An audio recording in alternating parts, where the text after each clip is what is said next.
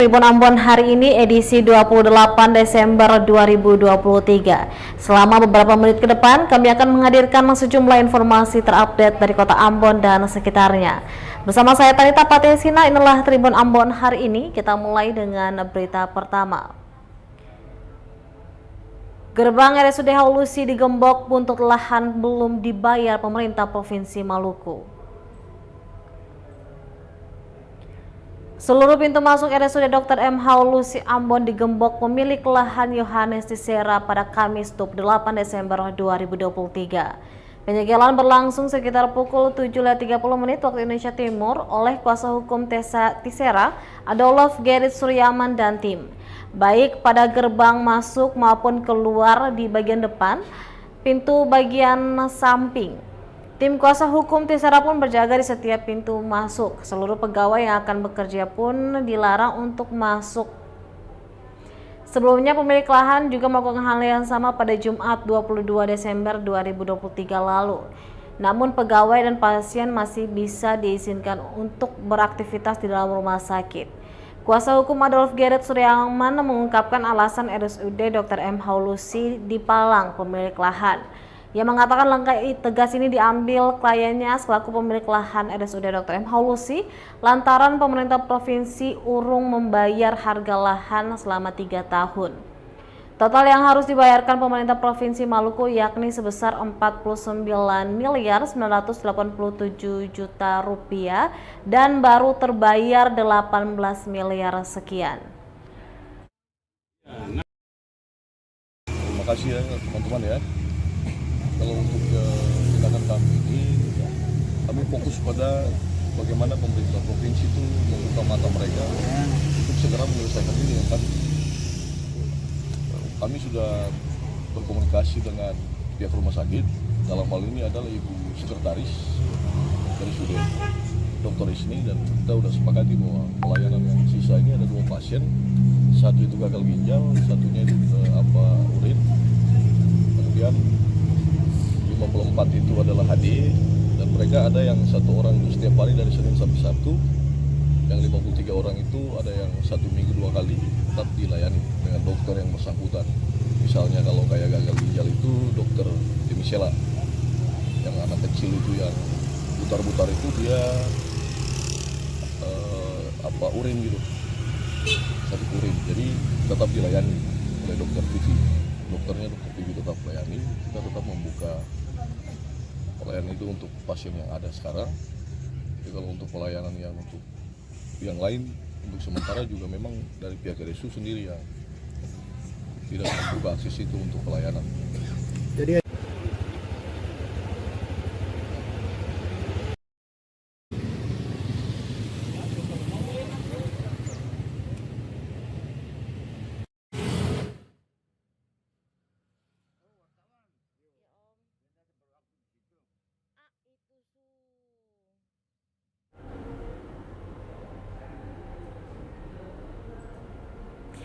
Tribunnews kini hanya ada 2 pasien di RSUD Dr. Haulusi Ambon. Hampir seluruh pelayanan di RSUD Dr. M. Haulusi Ambon kembali ditutup pada Kamis 28 Desember 2023. Hal ini imbas dari pemerintah Provinsi Maluku yang urung membayar harga lahan ke pemilik lahan Yohanes Tisera. Kuasa hukum Tisera Adolf Gerrit Suryaman mengatakan hanya tersisa 2 pasien di RSUD Dr. M. Haulusi Ambon. 2 pasien rawat inap tersebut tetap bisa mendapatkan pelayanan, termasuk 54 pasien cuci darah lainnya yang juga bisa mendapatkan pelayanan jika mereka datang ke RSUD. Sementara lainnya tidak, seperti IGD, klinik, dan rawat inap lainnya. Hal tersebut juga berdasarkan kesepakatan antara pemilik lahan dengan pihak rumah sakit agar pasien tetap mendapatkan pelayanan. Adolf menjelaskan pihaknya terpaksa menggembok rumah sakit lantaran pemerintah Provinsi Maluku tak ada etiket baik dalam melunasi pembayaran lahan. Bahkan pihaknya telah memberikan toleransi sejak pekan lalu. Pihaknya kini menggebok pintu gerbang utama dan pintu keluar lahan sekitar pukul 7.30 waktu Indonesia Timur. Salah satu pengunjung yang ingin berobat ke dokter saraf pun tak bisa masuk dan diinformasikan oleh salah seorang pegawai yang ada untuk ke rumah sakit lainnya ataupun menghubungi dokter saraf yang dimaksud. Dan mereka ada yang 1 orang itu setiap hari dari Senin sampai Sabtu, yang 53 orang itu ada yang 1 minggu 2 kali tetap dilayani dengan dokter yang bersangkutan. Misalnya kalau kayak gagal ginjal itu dokter Timisela, yang anak kecil itu yang butar-butar itu dia urin gitu, sakit urin, jadi tetap dilayani oleh dokter TV. Dokternya dokter TV tetap melayani, kita tetap membuka pelayanan itu untuk pasien yang ada sekarang. Jadi kalau untuk pelayanan yang untuk yang lain, untuk sementara juga memang dari pihak RSU sendiri yang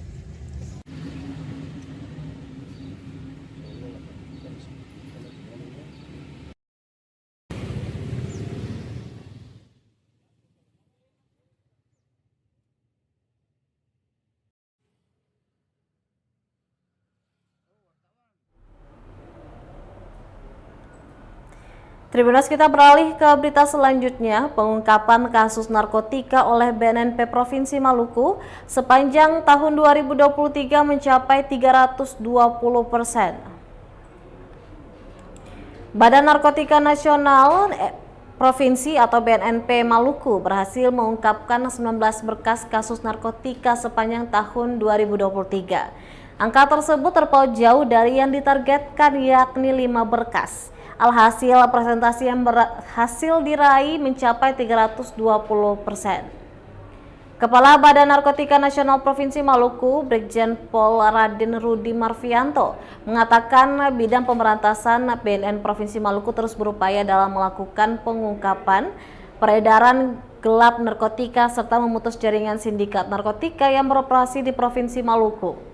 Lanjutnya, sebanyak 21 tersangka berhasil diringkus dan berada pada tahap P21. Teridentifikasi tersangka berjenis kelamin laki-laki sebanyak 20 orang, sementara perempuan hanya 10 orang saja. Hal itu menunjukkan penggunaan narkotika masih didominasi pria. Dikatakan semua tersangka berkewarganegaraan Indonesia. Adapun barang bukti selama penanganan kasus di tahun 2023, narkotika sejenis jenis sabu seberat 687,28 gram dan tembakau sintetis seberat 1,48 gram. Sementara untuk narkotika jenis ganja nihil,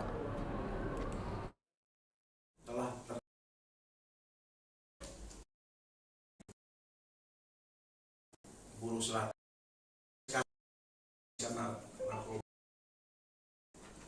organisasi 16, artinya cukup meningkat dalam melebihi target.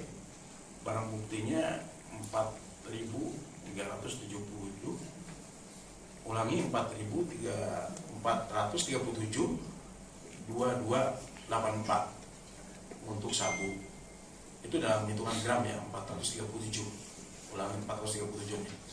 Kemudian ganja 141,93, sintesis 235, 1315. Adapun rata-rata itu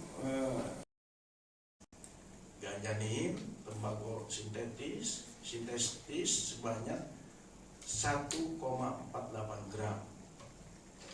Kemudian yang melalui TAT atau tim asesmen terpadu sepanjang sampai dengan Desember tanggal sekarang itu telah mencapai 25 tersangka, ya, di mana dari Direktorat Narkoba Polda Maluku 10 orang, kemudian dari Maluku Barat Daya 1 orang, BNNP Maluku 4 orang. Kemudian kegiatan soft power approach atau melalui pendekatan, ya, untuk mengurangi penyalahgunaan narkotika di Provinsi Maluku.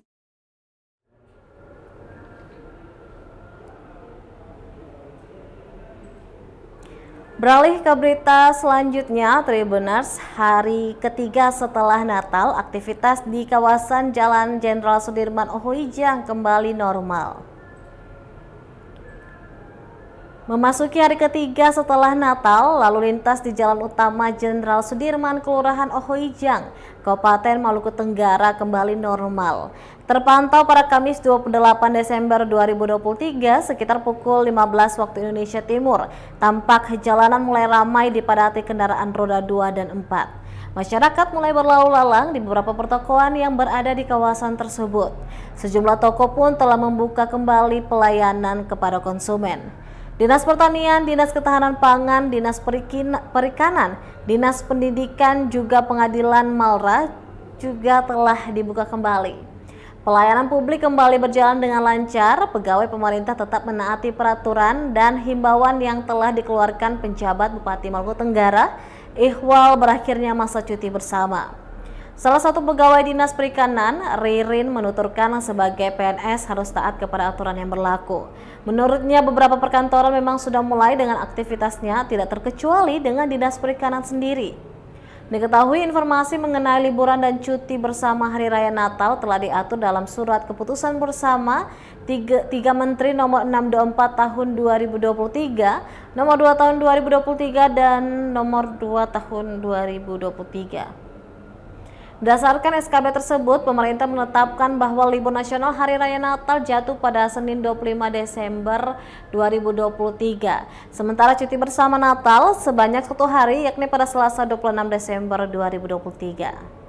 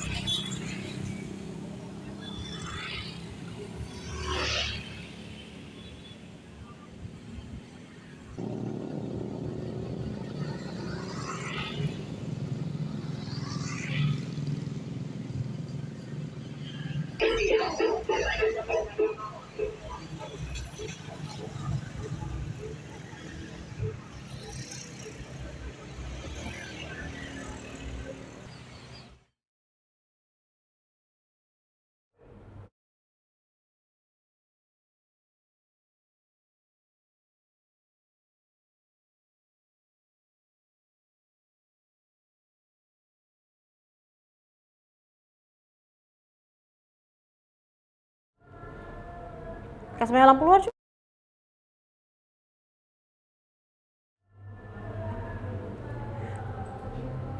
Solusi mengisi waktu luang saat libur akhir tahun, Tribuners bisa coba lari pagi di Stadion Mandala Remaja Ambon. Masa liburan akhir tahun paling dinantikan banyak orang. Pasalnya, selain membebaskan diri dari rutinitas yang padat, Tribuners bisa bertamasya bareng keluarga. Jika memiliki budget lebih, liburan ke luar negeri bisa menjadi salah satu opsi menarik. Nah, bagaimana dengan Anda yang saat liburan hanya menghabiskan waktu di rumah saja serta bingung mau ngapain? Berolahraga bisa menjadi salah satu cara mengisi waktu luang di hari libur. Anda bisa memilih olahraga yang sederhana semisal berlari, jogging, ataupun jalan santai. Olahraga satu ini terbilang murah dan hemat biaya. Cukup menggunakan sepatu dan pakai pakaian yang sesuai. Stadion Mandala Remaja menjadi salah satu lokasi favorit untuk olahraga lari pagi di Kota Ambon. Di Karangpanjang, Kecamatan Sirimau, Tribuners bisa menikmati udara sejuk jauh dari polusi kendaraan bermotor. Sejauh mata memandang akan dimanjakan dengan suasana yang asri, dikelilingi pohon dan kicauan burung-burung. Dengan berolahraga bisa mengisi waktu luang dengan cara yang lebih menyehatkan.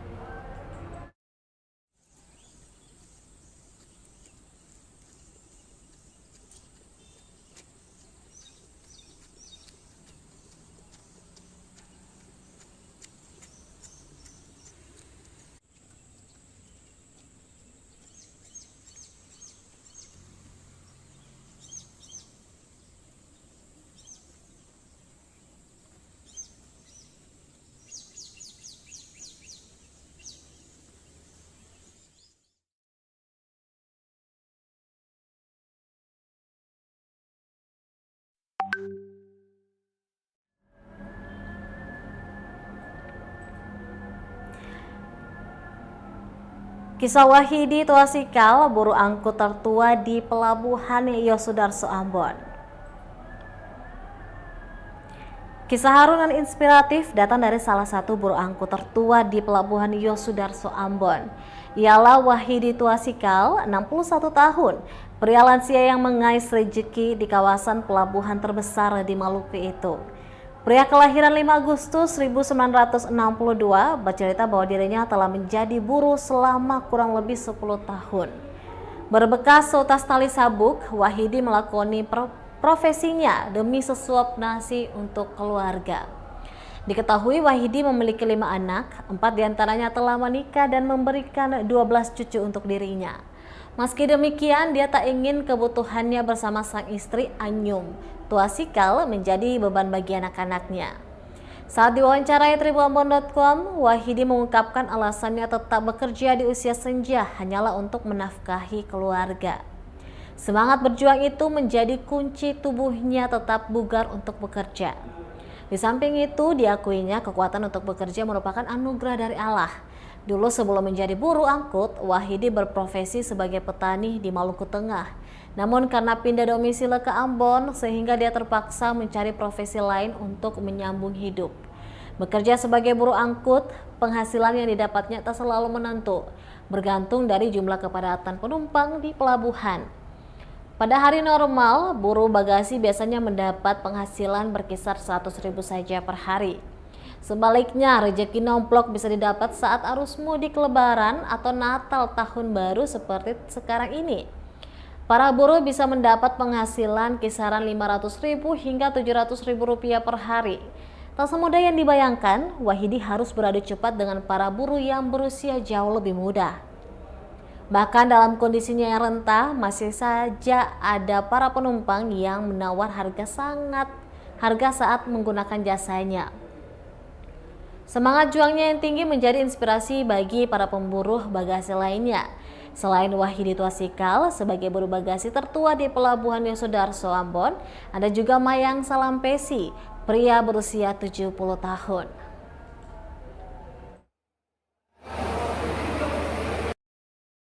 Berapa lama ini jadi pemburu? 10 tahun lebih. 10 tahun lebih. Ya. Opa sekarang umur berapa ini? 60 lebih. 60 lebih tahun ya. Ya. Opa sehari-hari memang pekerjaannya sebagai pemburu ini. Ya, biasa. Untuk apa ini Opa? Sudah di usianya sudah tua tapi masih jadi pekerja keras seperti ini, kenapa Opa? Makan sehari-harinya. Untuk kehidupan keluarga Ya, juga. ya.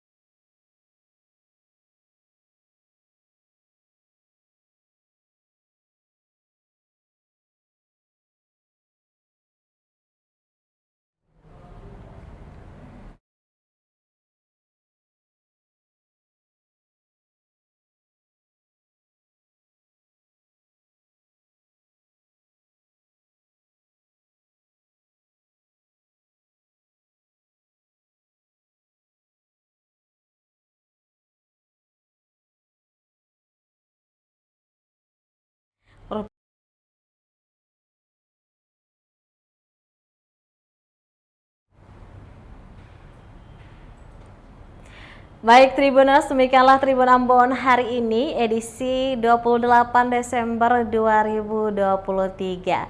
Saya Tanita Patesina beserta kru yang bertugas undur diri. Sampai jumpa lagi Tribuners di tahun depan. Amato. Download Tribun X sekarang. Menghadirkan lokal menjadi